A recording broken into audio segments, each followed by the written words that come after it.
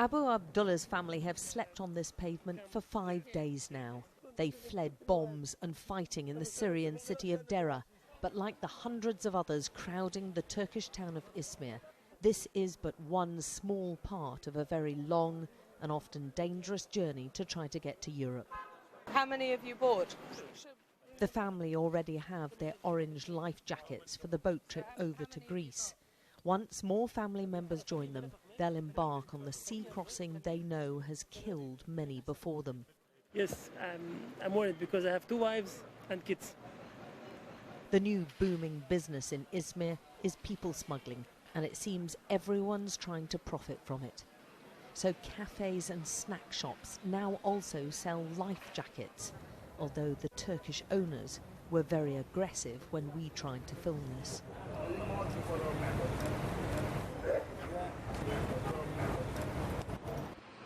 The smugglers tout for business at well-known meeting points. This is one of them. The sea crossings are advertised on Facebook, and smugglers told us they believe they're providing a service for desperate people who have no option. I give them a new life. Because I live in Syria and I know what's happening out there. So it's a miracle when the refugee get from this land to the land of dreams, or it's absolutely everything finished when he step on the Greek beach. But miracles cost, and he outlined a pay structure with discounts for children and babies.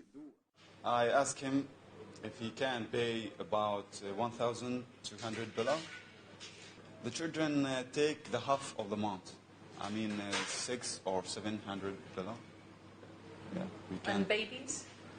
Babies under 2 years, we get nothing. They're free? Yeah. We gained access to the secretive Turkish smuggling routes through one of our trusted Syrian refugee contacts. Families with toddlers and babies were among the dozens and dozens who gathered around midnight in olive groves on the outskirts of Izmir. The cattle truck you see in the background is what they're transported in to the coast. I counted at least 70 people crammed into this one. Exhausted, cold and worried about what was coming next. The torn tarpaulin left the truck's squashed passengers open to the elements. The 4-hour journey felt a lot longer somehow. By dawn, the drop-off point on the coastline was packed with tired travellers and sea survival kits as we waited for the next orders from the smugglers. Fresh dinghies were brought in, still in their cardboard boxes. They can't keep up with demand here right now. Each smuggling gang has a code name, and their customers are divided into groups according to which smuggler they've booked through. The smuggler's code insists no more than 9 children per boat. In the smuggler's unofficial handbook, more than that is considered unsafe. There's 43 in our group, and everyone is anxious about actually getting on.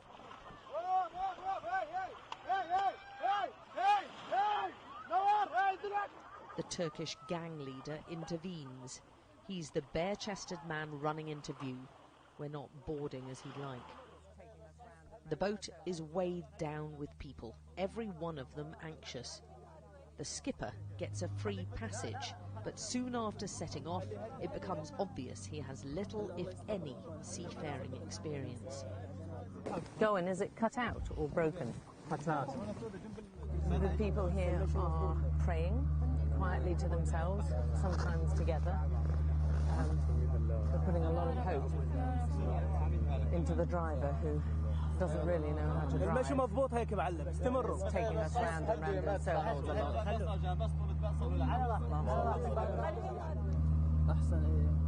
The refugees reluctantly decide to head back to the Turkish shore.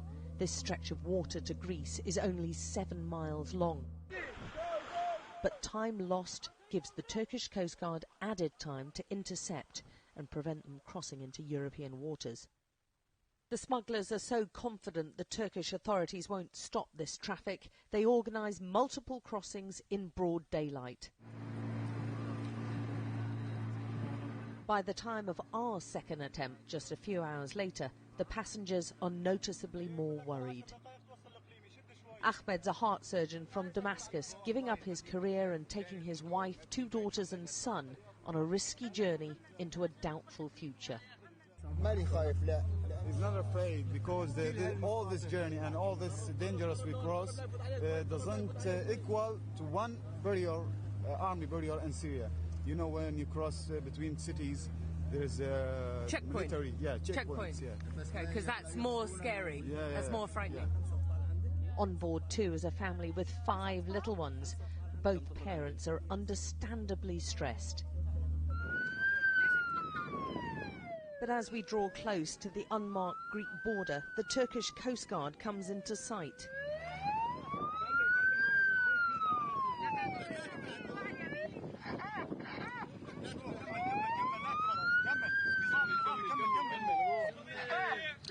They order the boat to stop.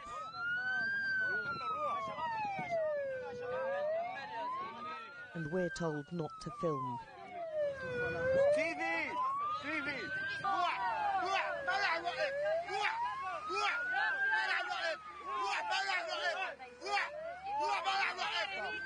Go away, they shout.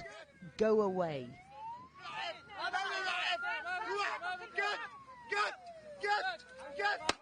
That thud was a live round. A note his colleague to the left of screen, pointing a rifle directly at us.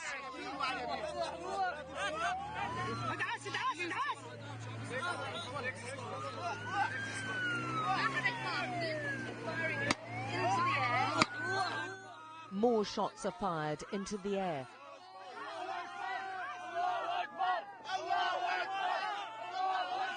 Allahu Akbar, the Muslim cry of faith, right now shouted in defiance.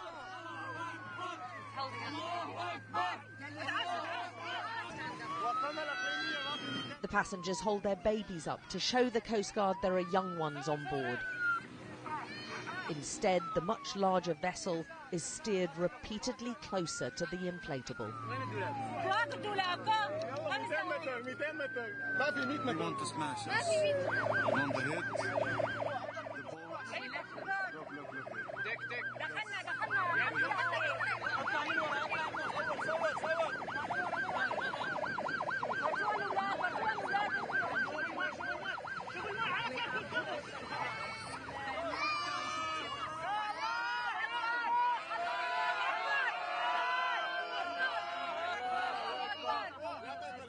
But as they move into Greek territory, the Coast Guard pulls back.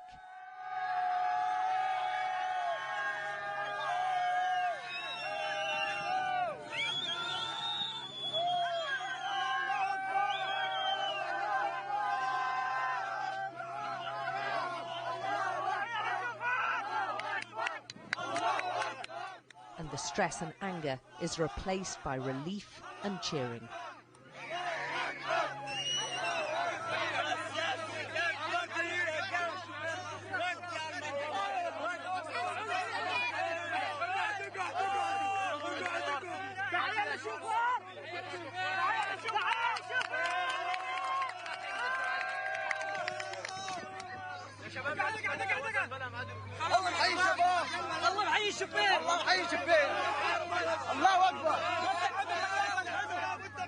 They praise their God, but there's also deep, deep gratitude for those countries who have stepped in to help. Message: thank you, Europa. Thank you, France. Thank you, Almania. Thank you, Germany. Thank you. Thank you, my heart. Thank you. Thank you, Europa. With the European shoreline moments away, some of them just can't wait.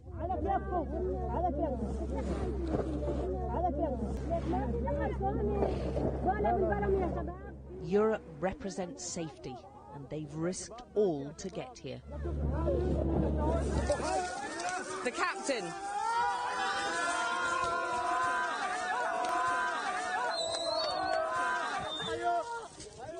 So right now, celebrations.